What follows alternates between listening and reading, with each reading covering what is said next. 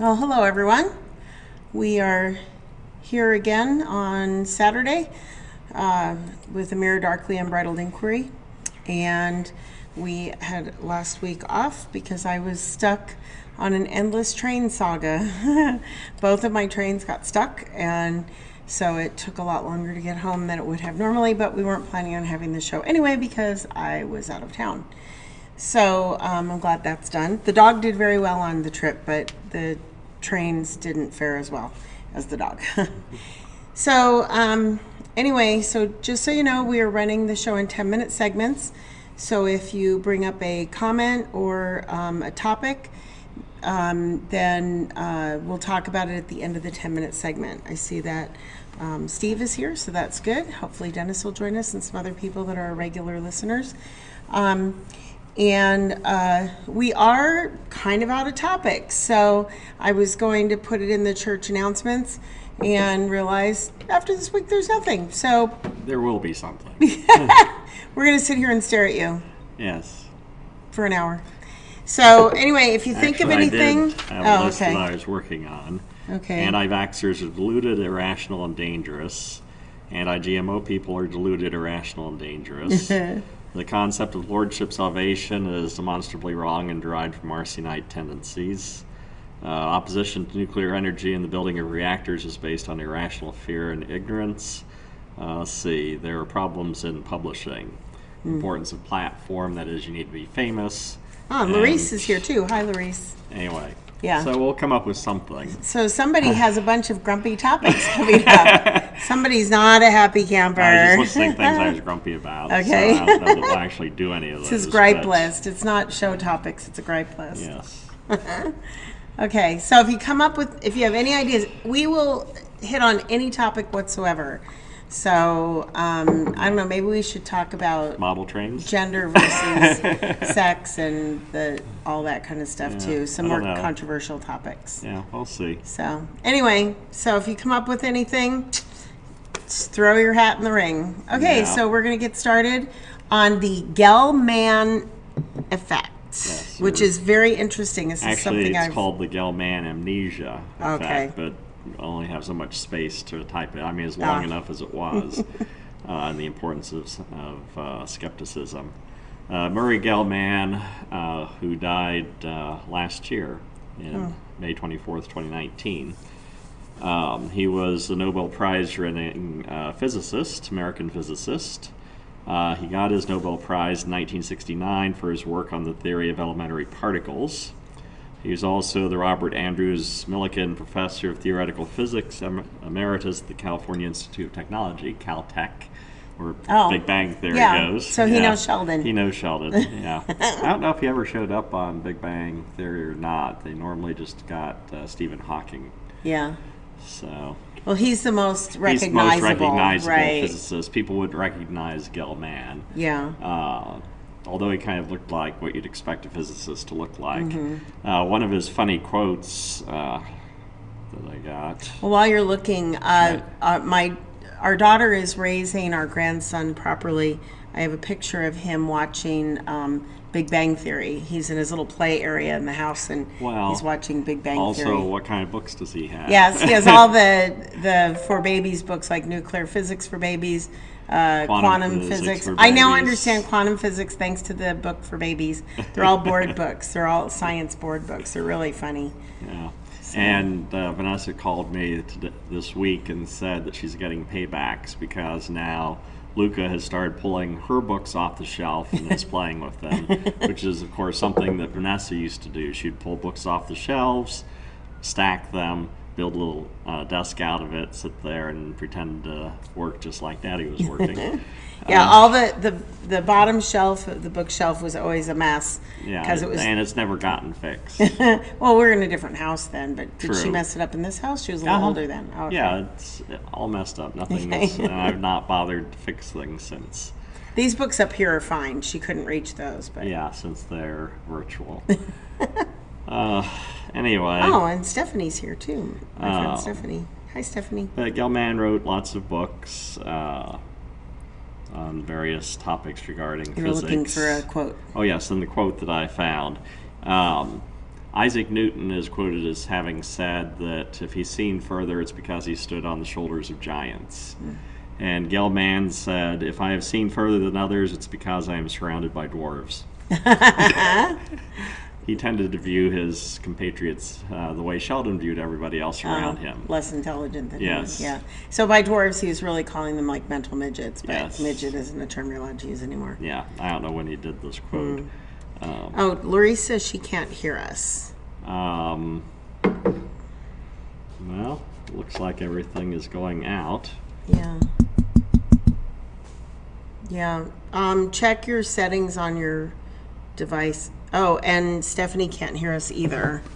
So it's through Facebook. Okay, let me go check. You keep talking. Okay. Go look.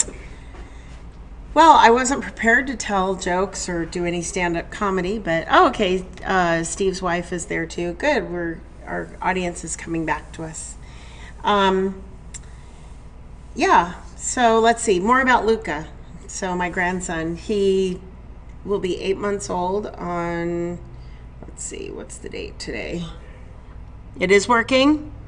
Yeah, it's working. Oh, Larice hears us now. Stephanie hears us now. Okay, we're good. All right. So anyway, he's going to be 8 months old in 5 days, and he's crawling. Crawls like a drunk though. Still, he's still a little wobbly in the crawl. He's getting better, but he's pulling himself up and getting into all kinds of mischief. So, okay, that's our Luca moment, like the old what they used to the Olympic moments. Yeah. Well, thinking in terms of sound issues, yesterday's copy of Scott Adams didn't work on Periscope. Oh, yes, I was listening to that today. Yeah, so he shut it down. Yeah. So it worked fine on YouTube, but for whatever reason, it didn't work on Periscope. Yeah.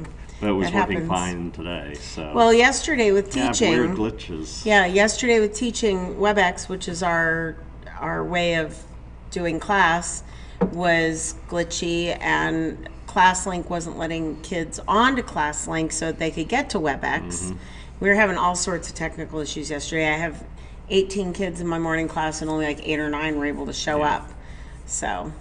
And for those who don't know who Scott Adams is, he's the guy that does Dilbert, the comic strip. Yeah. Which may not help some people if they don't bother reading comic strips. My dad loved Dilbert. Yeah. But I was raised, my parents would read the comic strips to me, and so I got to where I always enjoyed them growing up. I know a lot of people nowadays, since they don't read newspapers, they don't get comic strips, and so well, it's newspapers kind of aren't really a thing now. No. Comics.com or GoComics.com. You can get all the comics that you get in comic strips if you want to. The site is free, although the free version of it, the layout's not very good. You can customize the layout much nicer if you pay, it's $10 a year or something. So anyway. Okay. So killed that bunny rabbit. The Gell-Mann effect, or more fully the Gell-Mann amnesia effect, is named after Murray Gell-Mann, and it was coined by the author of Jurassic Park, Michael Crichton. And he used it to describe the act of feeling skeptical as you read a magazine or newspaper article about an area in which you have expertise, and then completely forgetting that skepticism as you turn the page and read about something else that you know less about. This is the way Crichton explained it. You open the newspaper to an article on some subject you know well. In Murray's case, it was physics. In mine, that is Michael Crichton's, it was show business. You read the article and see that the journalist has absolutely no understanding of either the facts or the issues. Often the article is so wrong it actually presents the story backward, reversing cause and effect. I call these the wet streets cause rain stories. Paper is full of them. In any case, you read with exasperation or amusement the multiple errors in the story on a topic that you know really well, and then you turn the page to a national or international affairs story and read as if the rest of the newspaper was somehow more accurate about Palestine than the baloney you just read. You turn the page and forget what you know. And his point, Gell-Mann's point, Michael Crichton's point is that, and you know, if you've been the subject of a news story or been involved in a news story, you see that for yourself, that oftentimes it's not accurate. And yet we read or listen to other news stories on topics that we're not familiar with, and we just assume that we're getting accurate information. And what Gell-Mann and Michael Crichton would suggest is perhaps we should be a little bit more skeptical. That chances are, if they're screwing up on the things that we understand and know well, they're probably doing that on everything. C.S. Lewis noticed this as well.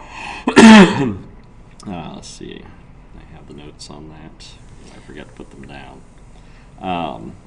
But C.S. Lewis was reading, well, he'd read commentaries on his writings or things about his biography, and they're inevitably wrong. And yet, you know, he's the author and he knows this stuff, and yet, well, you have the weird story on Twitter. Somebody had tweeted that we're living in the stand, thinking in terms of the pandemic.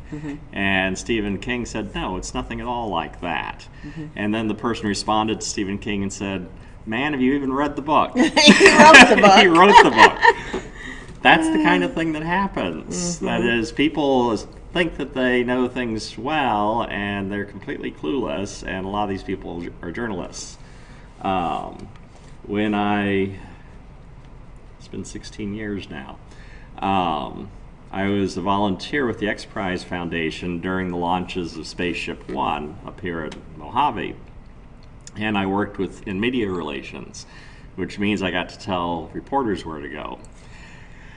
And several things that I noticed in my interactions, and also being at the news conferences, because I was part of that whole thing, we gave all the reporters that came a press kit.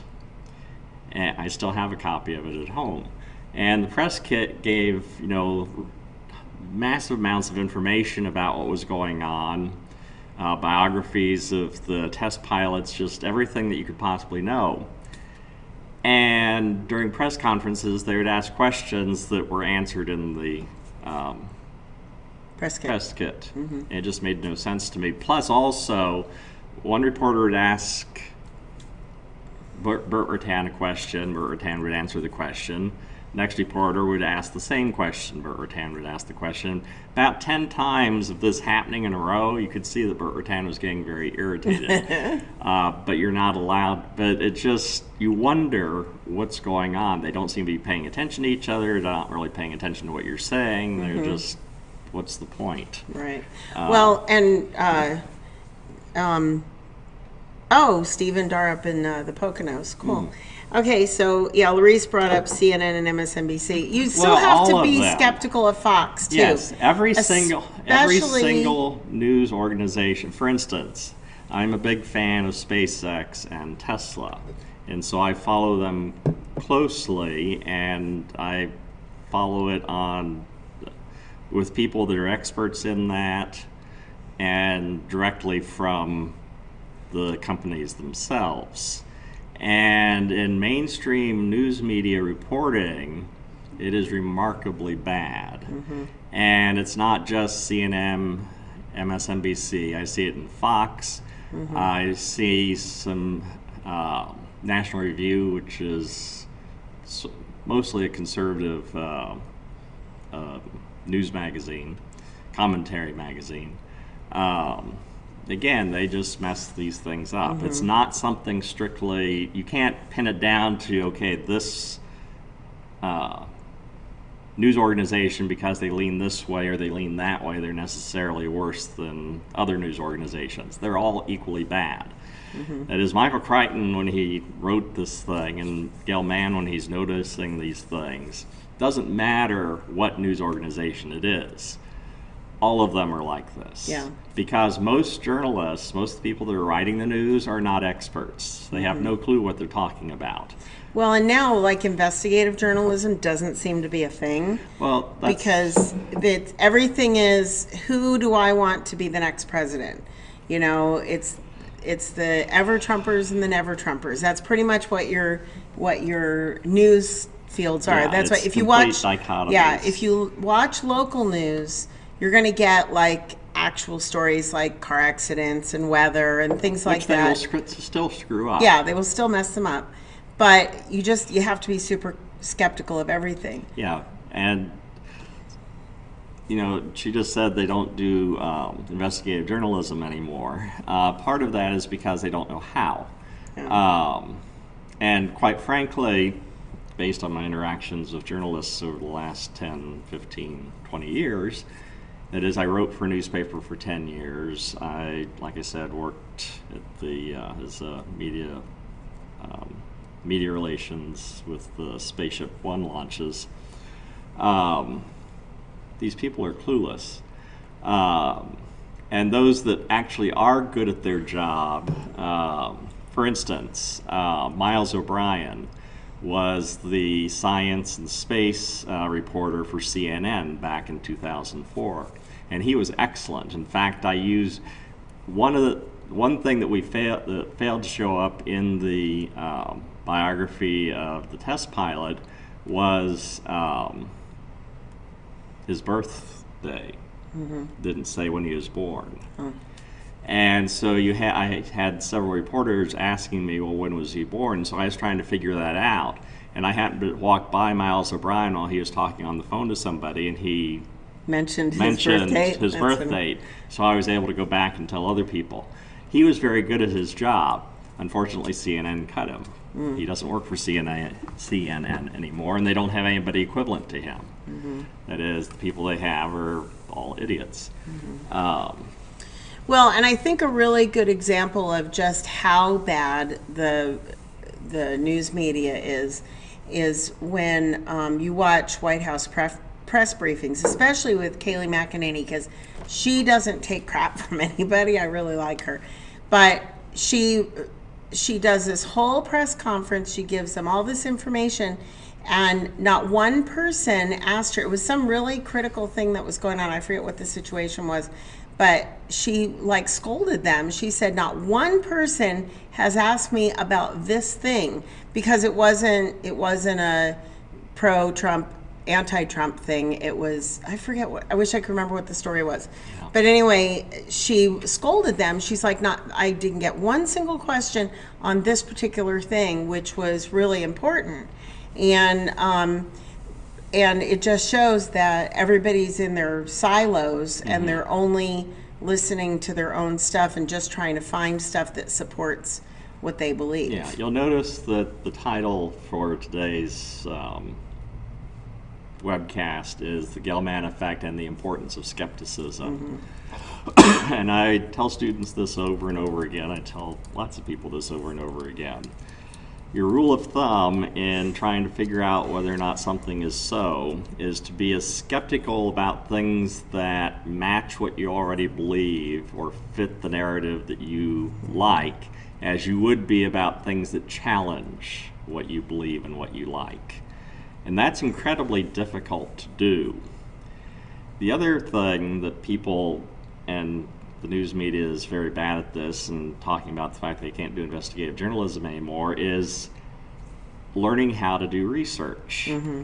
Most people have no clue how to do research. That is, they'll go on the web and they'll type in their query, and the first thing that pops up, they're done.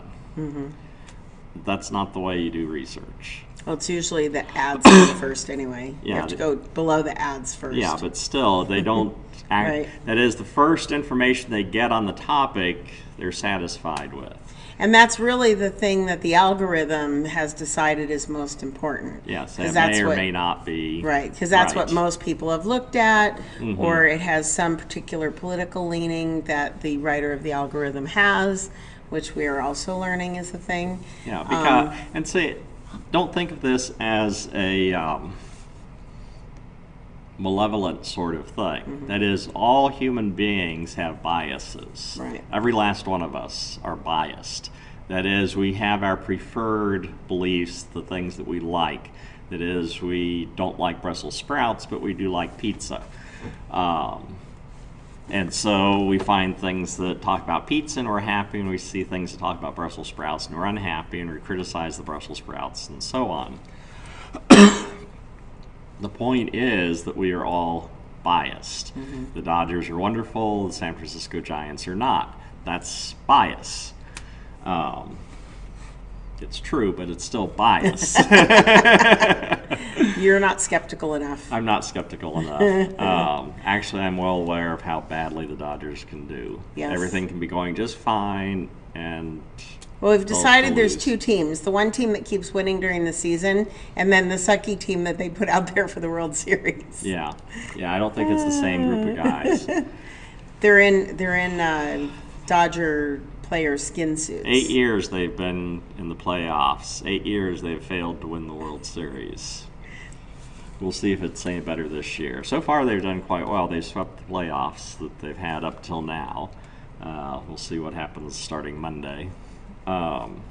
Anyway, But skepticism is a critically important skill to develop. That is, you've got to figure out a way to make yourself as skeptical about absolutely everything that comes your way. The problem, of course, and the reason people aren't, is because that takes work and effort and it's hard. It's a lot easier to just take whatever and not worry about it. Why bother? But doing research is the only way you're going, and learning how to do research and being skeptical are the only ways you're going to be able to figure out what the truth is. That is, the truth is out there, to quote from the X-Files. What that means is that the news organizations collectively, that is, you can, from that mess that they are presenting you, figure out what's actually going on. Well, the good thing is that if you know how to do the research. Right, but we also have this benefit, is that things, when they show video clips on the news, you can go to YouTube usually and find the entire clip. So whatever they're showing you, you can be like, that doesn't sound right to me. You can go and actually watch the entire video clip. Yeah, I think it's Torquemada. I always get the quote wrong, who it is that's attributed to. But anyway, some nasty person from the Spanish Inquisition said that he could take 2 lines written by the most honest of men and find something therein to hang him with. And the point is that if you are selective in the quote that you choose, you can twist it any way you want. If you only take this section of it in a video even, you can just present this little snippet of it and make people say the opposite of what they actually said over and over and over again. Yep. Same thing with quoting in written documents, but the same thing happens with video. Well, the Fine People hoax. You will not find anywhere on CNN or MSNBC the entire quote from the president that there were fine people on both sides, but he's condemned the white supremacists and the neo-Nazis that were there. But if you trim those off either end of the video, you have the Fine People hoax, and people are being fed that repeatedly, that it's like a thing, and that he really said that the neo-Nazis and white supremacists are fine people, and he did not. He's repeatedly condemned those people, but those news agencies won't carry it. And that's my biggest issue with CNN and MSNBC, is that they are not correcting and even when Vice President Pence talked about it in the debates, they were silent. MSNBC and CNN were silent on the matter. And you could see that Kamala Harris knew that she was lying because she looked down. She didn't smirk, she didn't smile, she didn't shake her head. She looked down when Vice President Pence talked about that. And I think it's too important that people know that that whole Fine People thing is a hoax, and it has been pushed out on the American people. And if you're only watching CNN and MSNBC and you're believing the Fine People hoax, you need to research it yourself. Be very skeptical of what you've been told. Just go to BBC. Yeah, the BBC covered it. So it takes, and actually I have a friend who, she does not agree with me politically, and actually in religion doesn't agree with me on a lot of things, but she watches foreign news. You can get all that now. That's the thing, is you can watch all the foreign press and read all the foreign press. The BBC actually investigated it and said that it is a hoax. So the president is not a white supremacist. He's not a racist. And there's evidence there that he's not. And you just need to find it outside of your news silo. So the reality, though, again, because human beings, by our nature, we are biased. And we like things that feed our biases. We enjoy things that feed our biases because it reinforces it. That is, people like to be right. And so we will swallow the things that reinforce what we've already decided is true, because that means that we're right. And we keep feeding ourselves the same thing that tells us that we're right. It is very uncomfortable to be skeptical. And it's hard to be skeptical. But again, do you value the truth? This is the question. Right. A lot of people, we live we do not live currently in an age of reason. We talked about this last couple episodes. We live in an age of romance. That is feelings, story, narrative. This is what matters. Your personal truth. Yeah, what I believe about things, what makes me feel good. We view feelings as being more authentic than anything else. And, facts be damned. Don't confuse me with the facts that I've already made up my mind. We laugh about that, but that is the cold, hard reality of the way we as human beings will tend to be. It's very hard. It's virtually impossible to change someone's mind. Yep. It's really hard to change. Even presenting them with the facts. You can present people with the facts and they still will not accept the truth. Yeah, or they'll go to the next thing on their list. Like they've got this list. When years ago in college, I did, I was a history major, and for our research project, we had to choose to do either a 10-page magazine article or a 20-page paper. I did a 20-page magazine article and a 100-page paper. I got extra credit for it, but I was an overachiever. But I did that on British Israelism. And British Israelism is very weird, racist belief. We should do a topic on that. We should we could do that. When the Worldwide Church of God was run by Armstrong, I can't remember what his first name was, they were very big into that. But that was back in the 70s when I was doing this project. Since then, British Israelism has been glommed onto by neo-Nazis and jihadist groups. And if you go online, you'll find both neo-Nazis and jihadists pushing this narrative, which is the idea that the Jewish people aren't really Jewish, they're something else. And the actual Jewish people are the descendants, are the people, or the English-speaking people, the people descended from the Angles and the Saxons. And they've got this really big, weird thing that they've developed. The lost 10 tribes of Israel became the Anglo-Saxon peoples, is what they're arguing for. The problem, of course, is there's no such thing as 10 lost tribes. Right. That by itself is, and you would think that simply pointing that out, that there are no 10 lost tribes, that the edifice built on top of that foundation would go away. It doesn't. You can show someone that there's no 10 lost tribes, but then they'll talk about, well, what about this, and what about this, and what about this, and what about this, in the edifice that's now has no foundation. People do not change their minds easily. You see it particularly in crackpot ideas, which British Israelism is, but it's human nature to be this way. We are not swayed by facts. That is, our emotions tend to overwhelm us. That's why we keep having, why the ages of reason are relatively short and don't hang around too long. We keep having periods of romance because we like that a lot better. That's our nature, is to be that way. The scientific method took a long time to come up with, and it still is not well employed. The Enlightenment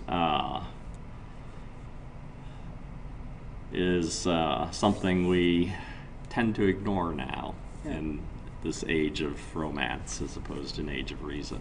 So we have run past our end of the 10-minute session. Oh, yes. So Larice asked what we think of Black Lives Matter, and I want to talk about that because, just really briefly, of course, we talked about that before. We did talk about it, but the question came up. So Black Lives Matter as a phrase, not the organization, I do believe that it matters. I do believe that it's a thing. And my friend Judy, who goes to our church, she's Black, and I asked her about it because I was like super offended by it. And she said to me, she said that when you are part of a group of people that has been discriminated against in the past and probably does still have some racism not systemic racism, because I don't believe that there are any laws or any corporations that have overt rules that we are against black people. But she said that You have individual when racists. right when you are part of a group that has been discriminated against, it's good to have special care shown to them for to fix some of the problems, and that I agree with. The analogy is when Jesus says, talks about the lost sheep, and you leave the 99 and go after the lost sheep. To argue that all sheep matter would be kind of stupid. You're missing the point. Right. And so it's not that the 99 don't matter, it's that the lost sheep has a problem. We've got to focus on the problem. Right. And so Black Lives Matter, the point of the phrase, the idea is that, this is an injured part of us. Part of us we need to pay attention to. Well, it's like when you break your toe. You don't stop eating and stop brushing your hair because your toe's broken, but you take extra special care of that toe until it's better. So, but BLM as an organization is Marxist. You can read on their website. They're Marxist. They want to get rid of the nuclear family. They want to overthrow the government. And they only seem to care about certain black lives. So if you are a black baby in the uterus, you don't matter because you can easily be aborted at any Planned Parenthood. They're predominantly in neighborhoods of color. Black police officers that have been murdered, don't seem to care about them. So they only care about certain black lives, and that's my issue with them. It's a political organization. It's a political organization, and they need to be their own party or something because Black Lives Matter as a phrase is a good thing.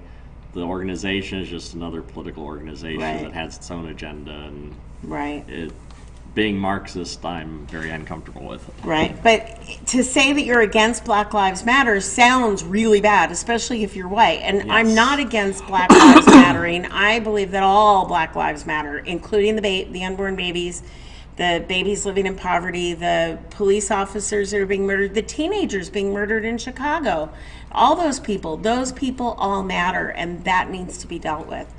As black community has some significant challenges and problems, and those are things that need to be addressed, things that should be paid attention to, things that should be worked on. Right, but I don't think that Black Lives Matter as the organization is the answer. Yeah, the political organization. Right.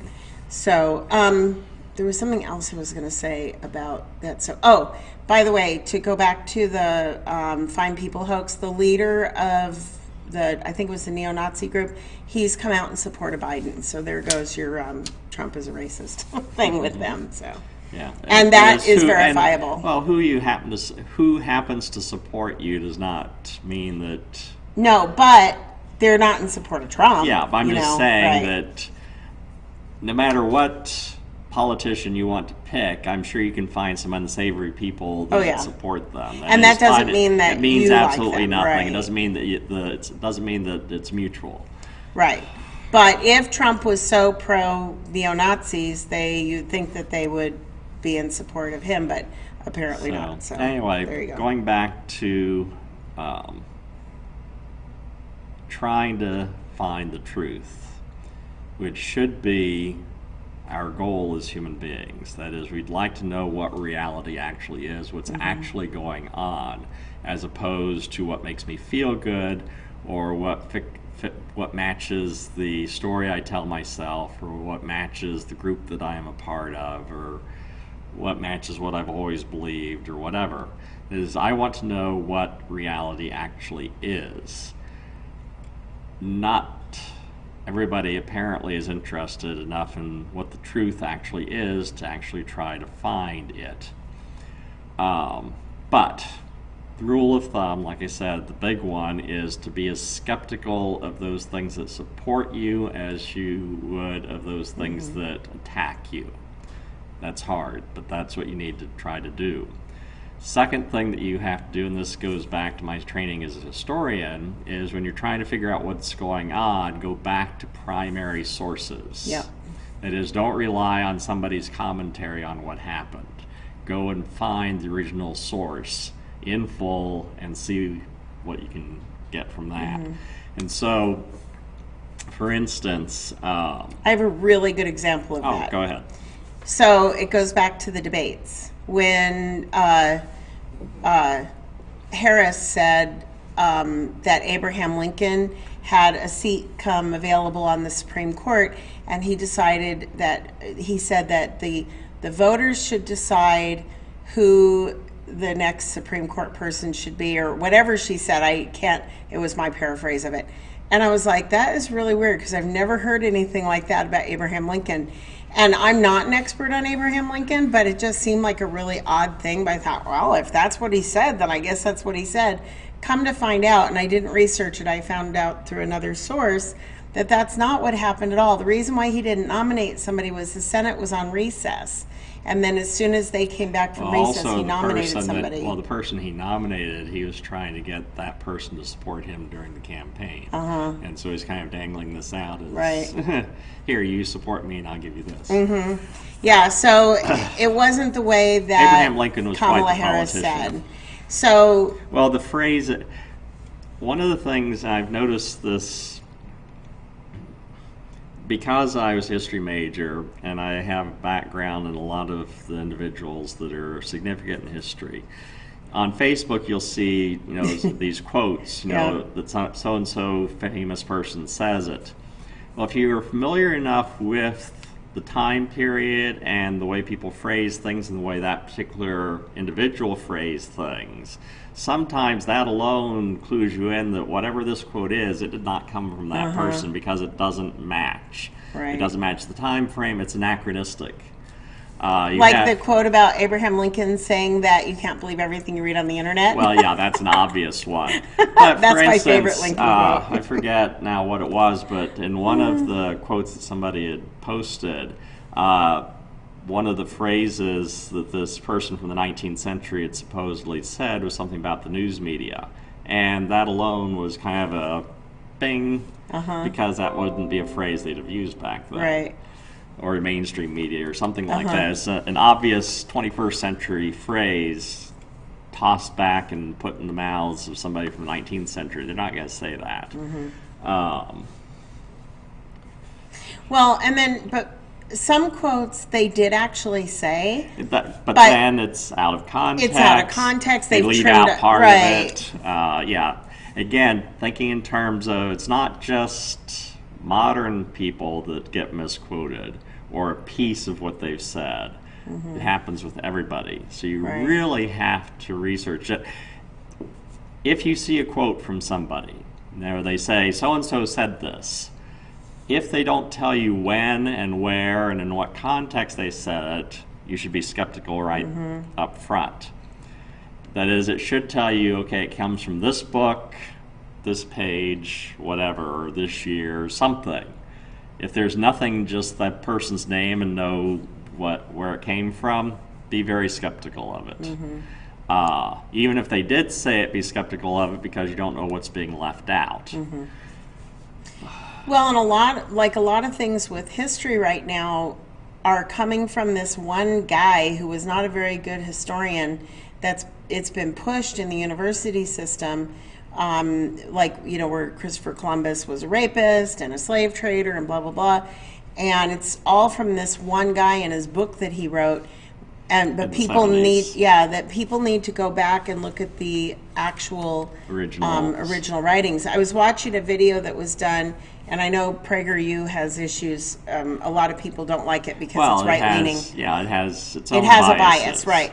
But everybody has biases, and so again, you want to look at several different sources. But they did quote the original writings of Christopher Columbus, and there was some slavery stuff involved, but some of the stuff like the genocide thing, that was not him. It just, there's a lot of things that that aren't true. That this one, what was that guy, Howard? Is that his name? Zinn. Howard Zinn. That was his name. His first name is Howard. People's History of the United States. Yeah, and Very it's popular just book. Super popular. It's really popular in the university system. But it's a lot of it's not true. Yeah, but it serves as a good illustration of the problem that is relying on a single source. Right. That is, you don't want to ever find yourself relying on a single source for, particularly its secondary or tertiary source, for whatever it is you want to argue for. You need to have multiple sources, and they should be from multiple points of view. One of the critical things in doing research, besides trying to find primary sources, is also have sources, secondary sources, tertiary sources that are coming from different philosophical, economic, religious points of view.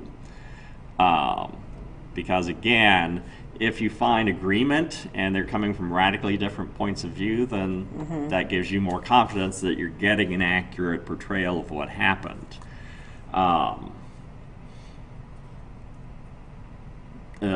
I've brought it up before, the book, The Coming Economic Earthquake, done by Larry Burkett. The problem with the book is that he had no clue how to do research. And if you look at the bibliography, which is horribly short, of course the book itself is quite short, so I guess that makes sense. If you look at his source materials, they're all from the same political and economic point of view. And if you do further research on his research, you'll find that these materials are quoting from each other. That's the other thing you want to see if you can figure out in doing your research. Can you figure out where an idea or a phrase or whatever it is came from?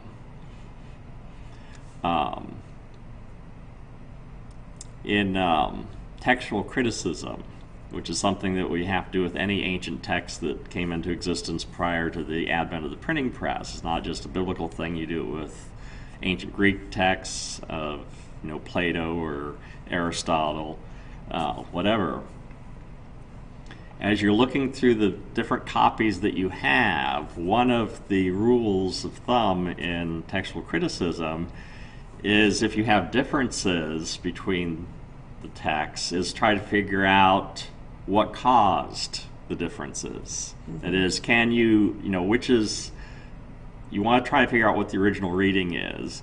And so what thing would explain how you got this misreading? And so that's the other thing that you want to try to do in determining what's true, is figure out, well, what caused the errors. Research is fun, but it's hard, and not everybody likes to do that. It takes time. And people often don't have the time to do that. And people often don't have the time to do it. But the cold, hard reality is that you cannot really rely on anybody as an authority. That is, the old phrase from the 1960s, question authority, is a useful rule of thumb again, in that you always want to question authorities. Just because this person that's well respected, they're an expert in the field, and they say this thing, you still need to check it. You can't just blindly accept that, okay, this is a person, he's an expert, he knows this thing. Sometimes you don't have time to do anything, and so you'll rely on experts because you got to do that just to keep functioning. You can't spend all your time doing research. But still, have some skepticism in the back of your head always about everything. It's not necessarily a comfortable way to live, but I would rather be skeptical than blindly accepting things that aren't true. Another thing that's really valuable to do is to wait like 48 hours after an event happens. And especially if there's video, because people say, well, I saw it with my own eyes. Yeah, you saw a part of it with your own eyes. You didn't see everything. That was even like when, I think everybody pretty much understood that the George Floyd thing was horrible. But there's still some more details. There's still more details. There's things that happened before. There's other body cam video and things like that. And so it's really important to understand that just because you see this one thing doesn't mean that is all that happened. And, somebody had made the comment that students would behave a lot better in the classroom if parents could see video of how their kids behaving. And while I agree with that, it's a can of worms, because, well, first of all, there's privacy issues, but if I'm wearing a body cam in the classroom and a student does something, they don't know what's happening in the rest of the classroom, because you only see what the body cam is pointed at. So, there's just a lot of issues with that. Fog of war is a real thing. Yeah. And this is the other aspect with the 24-hour news cycle that we're in, is that there is financial advantage to being first with the story.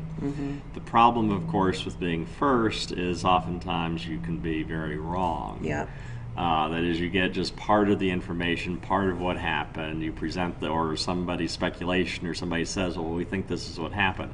If you think back to 9/11 and all the stories that initially came out about that. Well, about the guy riding down when a piece of the building fell off and some guy rode it to the bottom and survived. Yeah, it never happened. Yeah, it totally didn't happen. And I was like, well, that'd be pretty amazing if that's real. But then I thought, how would somebody, first of all, ride that? And second of all, how would you survive that much of a fall if you're riding a piece of concrete? You would think you would be more damaged than if you were just free falling. But I guess when you hit bottom, it doesn't really matter. And so when there's a disaster of some sort, you'll get inflated figures regarding casualties or undercounting of casualties. You get all sorts of wrong information initially. As you know, something has happened, but you don't know all the details. I mean, even going to the doctor, they tell you it's not a bad idea to have a second opinion. Just because your doctor's an expert, but still it's useful to have a second set of eyes to look at something. And then looking at what they're an expert in. Yeah. My mom always says, well, my doctor said it was okay to take this supplement.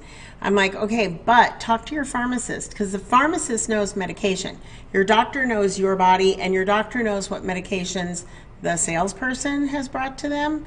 And what they've studied in school and what they've studied in the literature, but still they're not, that's not their focus. Medications change fast, and they can only keep so much in their brains. So I told her, I said, when your doctor prescribes, the reason why they allow you to talk to the pharmacist is because the pharmacist knows the medications. Pharmacist may not know you very well, may not know your condition very well, but the pharmacist knows those medications. It's like when my daughter wanted to start smoking weed, I was opposed to it just because I'm opposed to smoking weed. But I told her, I said, well, probably you'll interact with your other, because she takes a lot of psychiatric medications and medications to combat the side effects of the psychiatric meds. So anyway, I called the pharmacy and I asked the pharmacist, I said, you know what meds my daughter's on? I told him her name. And I said, if she starts smoking weed, is she going to have a bad reaction? And he said, actually, probably not. And I was like, oh, that wasn't the answer I wanted. I still lied to her and told her it was going to cause a problem, but she smokes weed Her now. reaction is an interesting one to keep in mind. It's not the answer I wanted. And what happens to us as we're consuming news, as we're consuming information, is that, well, that's not what I want. And so the human tendency is to pretend it wasn't. Well, that's what I did. I told her the pharmacist said she could have a bad reaction, but she hasn't, and she smokes weed, so life goes on. But human nature is exactly that. Now, Ruth is aware of the fact that she is making that choice, but what will happen is that we will hear something or see something or read something that challenges what we believe, and we will as quickly as possible try to ignore it and get it out of our heads. Or find some way to explain it away so that we don't have to deal with it. That's human nature, because we want to be able to maintain the narrative that we have constructed for ourselves, the truth that we want to believe is so, and we don't want anything really to challenge that. We hate thinking that we could be wrong. But ideally, as human beings, what we should choose is, I want to know the truth regardless, whether it matches what I believe or not. If I am wrong, then I want to know that I'm wrong, because the truth is better. So Larice brought up that had George Floyd not been a criminal, he would not be dead today. I would argue that the people that are dead, black or white or checkerboard, whatever their color is, that have been killed by police officers are dead because they resisted arrest in some way, not because they were black or white or checkerboard. And I think you can probably, with enough research, I think you could probably confirm that to be true. At least most of the time. Right. And then there's also this argument as well. You know, you hear people saying, well, black parents have these discussions with their children that, you know, you're black, you've got to be more respectful of police officers. Sorry, to me, that's just good parenting. My dad told me if you get pulled over, keep your hands on the steering wheel.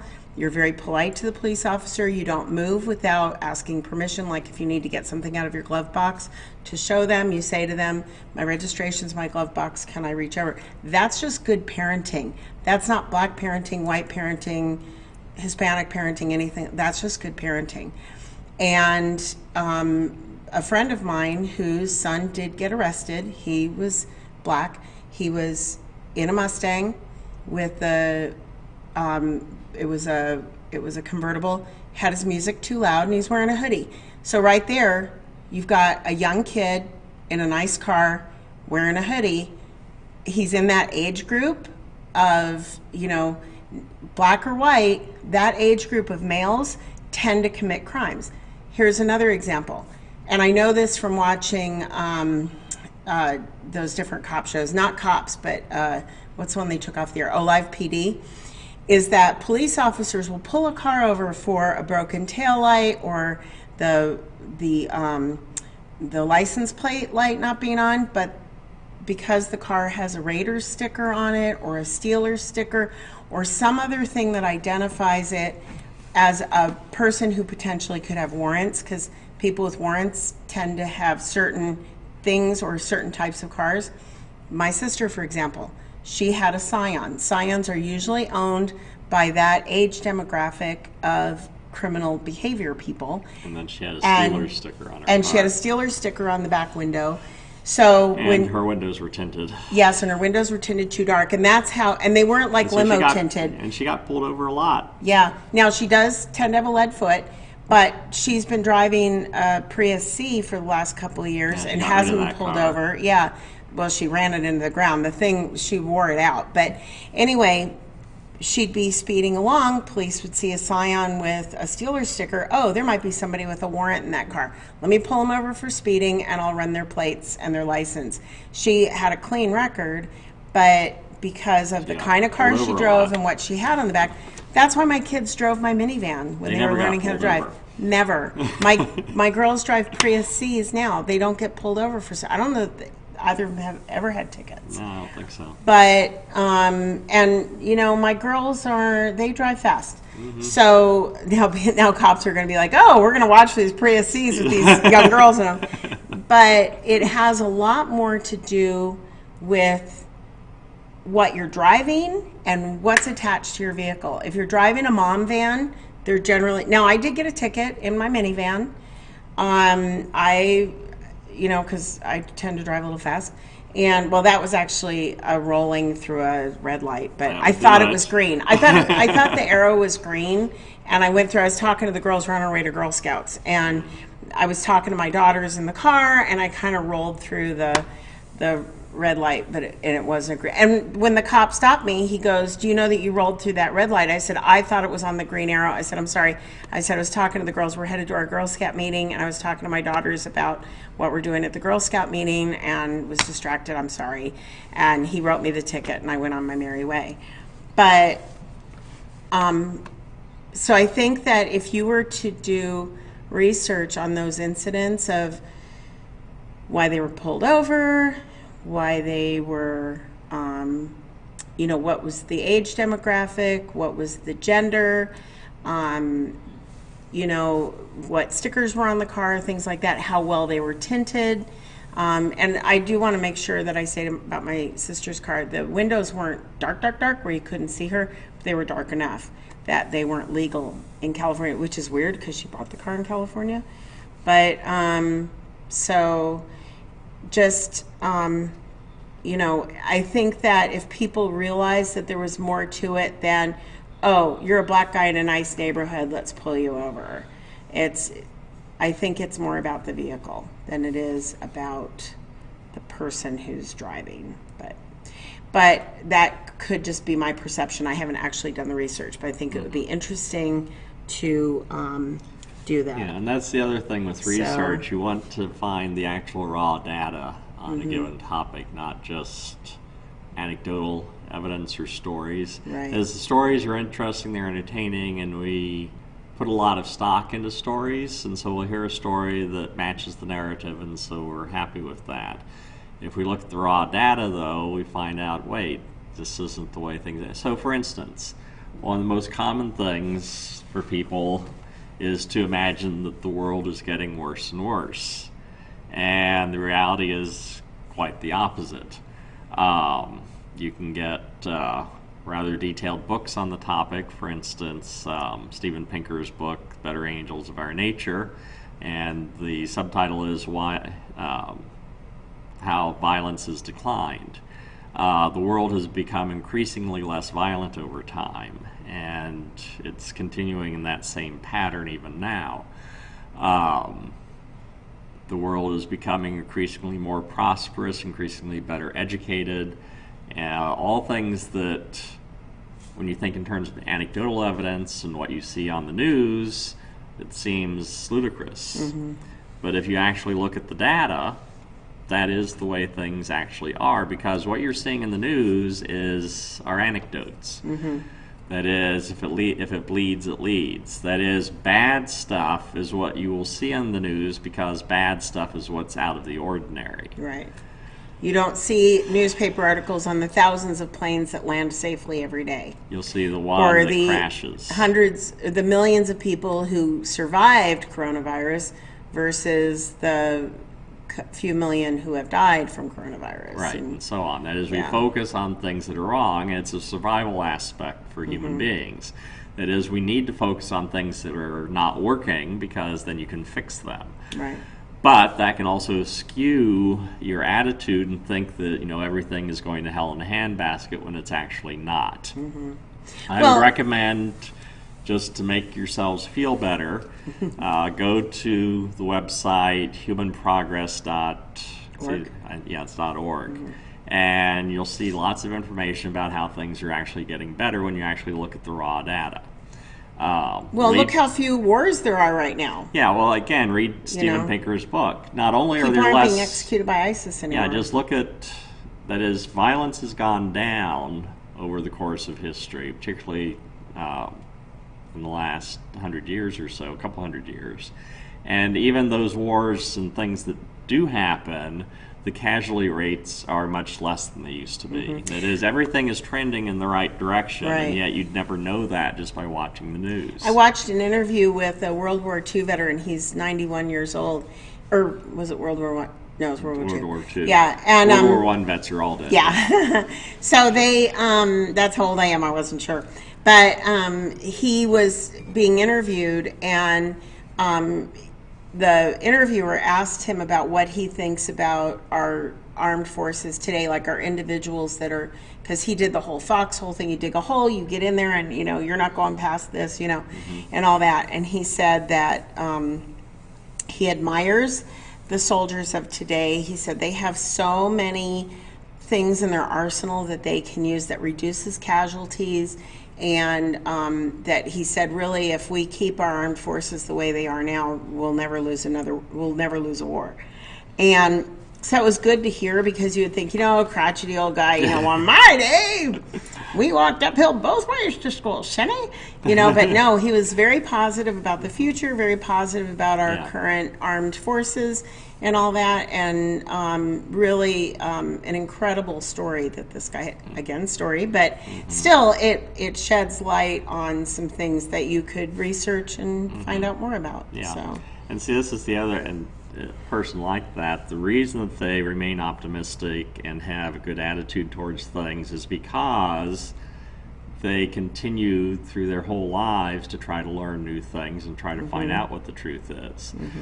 One of the mistakes that some people make is they go through school and then they never bother to try to learn anything new ever again. Yeah. They just get I've learned all there is to know, and so I don't need to learn anything anymore. No.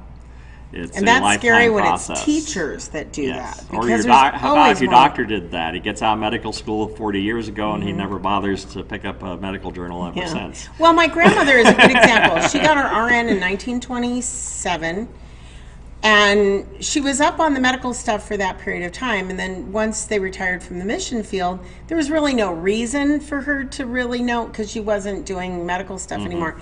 But later in her life, she was, and part of it I think was just old lady brain, but she would take her blood pressure medicine, like she'd take her blood pressure and it would be high, so she'd take her medicine. The next time she'd take her blood pressure, it would be low, so she wouldn't take her medicine. Not understanding that you need to keep a level in your body.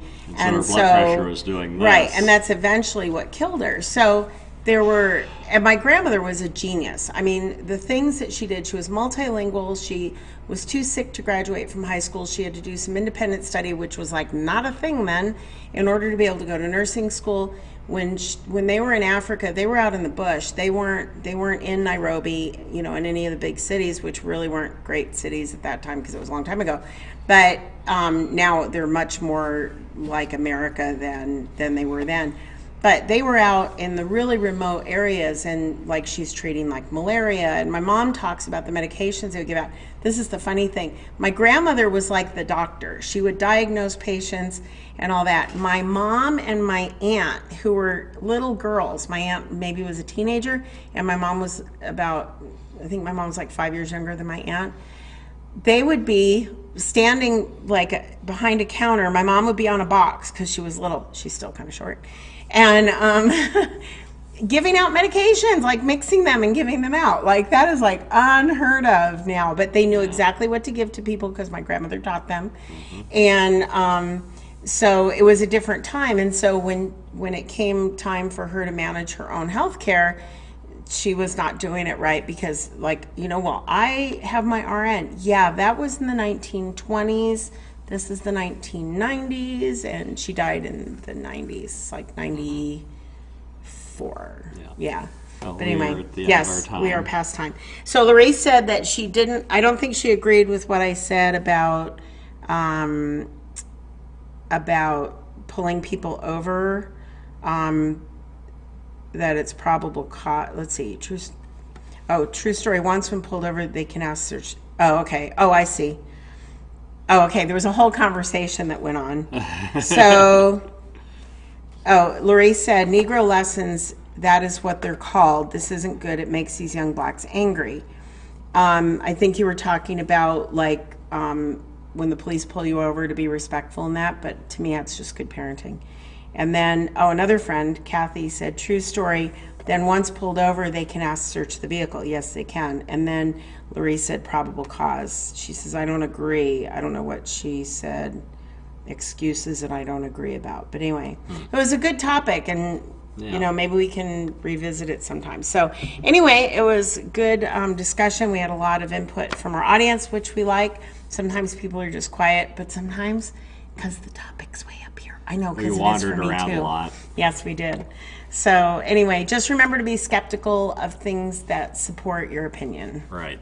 That's the most important skepticism. It's easy to Yeah. be skeptical of stuff you don't agree with. Right. Yeah. But use that same skepticism for things you do agree with. Yes. Which is the harder part. Question and verify. It's more important. Yes, question and verify.